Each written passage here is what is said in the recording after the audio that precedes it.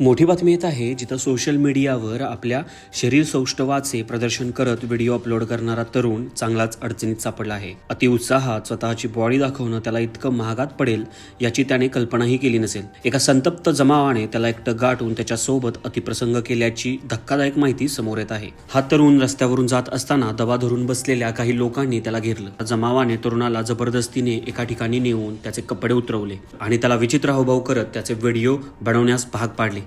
काहींनी अंगावरती रंग फेकले तर त्याला काहींनी अपमानास्पद वागणूक दिली। या सर्व प्रकारानंतर जमाव धमक्या देऊन निघून गेला। या घटनेनंतर घाबरलेल्या तरुणाने पोलिसात तक्रार दाखल केली आहे। पोलिसांनी अज्ञात लोकांविरुद्ध गुन्हा नोंदवून तपास सुरू केला आहे।